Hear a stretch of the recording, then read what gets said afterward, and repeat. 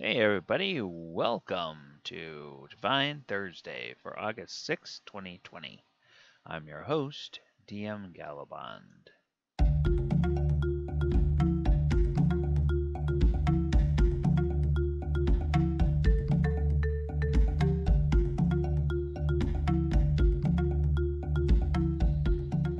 Alright, today on Divine Thursday we are going to take a look at the Feign Death spell.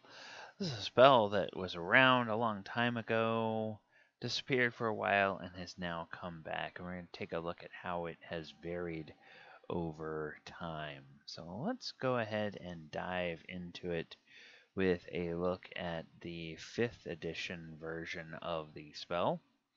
Feign Death is a 3rd level spell available to bards, clerics, druids, wizards, and sorcerers with the Undying, or I guess warlocks with the Undying patron.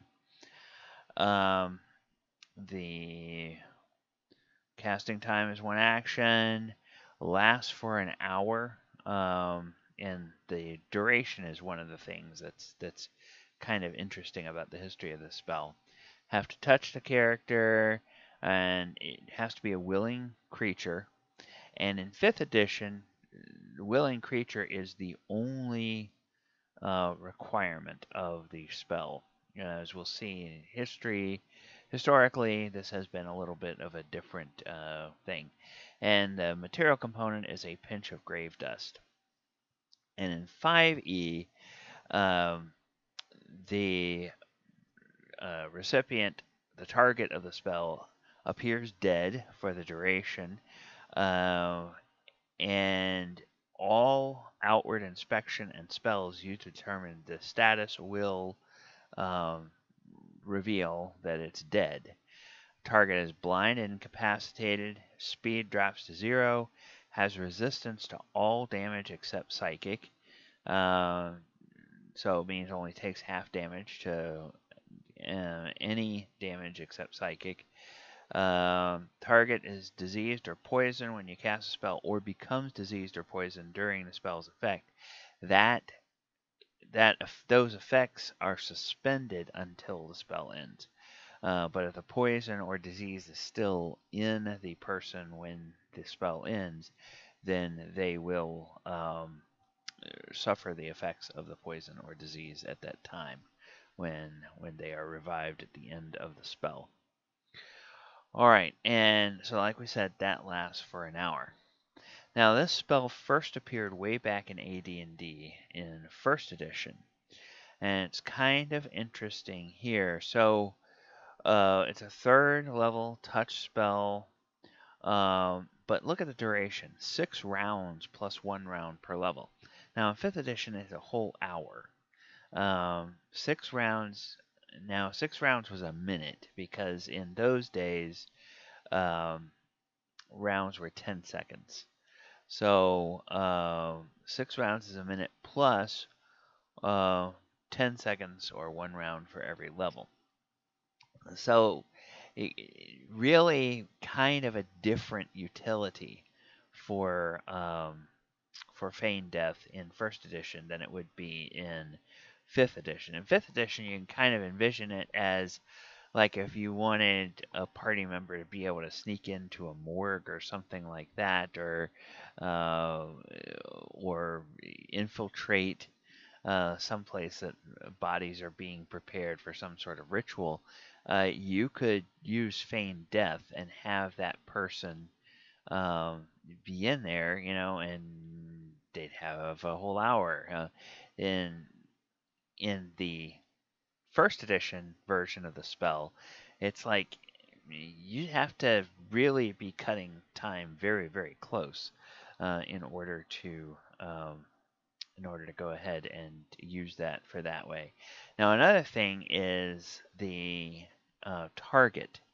It's a touched creature and it has to be willing, but the caster or any other creature whose levels of experience and hit dice do not exceed the caster's own level can be put into a catatonic state, which is impossible to distinguish from actual death.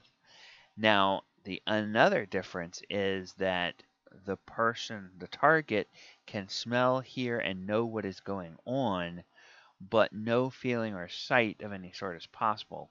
So any wounding or mistreatment of the body will not be felt, and no reaction will occur, and damage will only be one half normal. So that's resistance, as the same as 5th edition. In addition, paralysis, poison, or energy drain will not affect the individual creature under the effect of the spell. Poison injected or otherwise introduced in the body will become effective when the spell recipient is no longer in the influence. Saving throw is permitted, but only a willing individual can be affected by the Feign Death. Spellcaster is able to end the effects at any time desired, but it requires one full round for bodily functions to begin again. Now, that one round delay for somebody to come back to it, that's also different than 5th edition. All right, and then it was also around in 2nd edition. So again, it's touch, but now look at the duration. Now it's back. Now it's actually longer than the 5th edition duration. It's 1 hour plus 1 turn per level, and a turn in the old days was 10 minutes. So again, it's a 3rd level spell. So if you think about, you have to be like at least 5th level to cast 3rd level spells. So that's an hour and 50 minutes at minimum. Whereas in 5e, it's just a flat hour. Again, creature touched, and again, caster his levels of experience or hit dice do not exceed the caster's own level. Put into a cataleptic state, impossible to distinguish from death, and the smell here knows what's going on. This is a this description is virtually identical to the 1st edition. And same kind of rules about poison and everything, but they can smell and hear and know what's going on in both the AD&D 1st edition and the 2nd edition version. 5th edition, they're just completely out of it. They have no idea what's going on in the yeah. Well, no, wait a minute. I guess that's not the case. Target is blinded and incapacitated. So I guess you can smell and hear and be aware of your surroundings. All right. So Feign Death does work that same way. All right. So the main difference is the duration. And the fact that in 5th edition, the only requirement is that the target be a willing creature. In 1st and 2nd edition, had to be a willing creature, equal level or hit dice to the caster or less. All right. Well, that is the history of the Feign Death spell in D&D. Hey, if you like everything that we're doing here on this channel, please go ahead and click the subscribe button. Click the post notification bell, so that you'll be notified every time that we go live on the channel. And in the description, you'll find all the information about how you can follow me on all of my social media posts. The comments, go ahead and put in any comments about maybe how you have used Feign Death in your games, or ways that you've seen it used effectively. Kind of what situations you guys were in when you used this spell.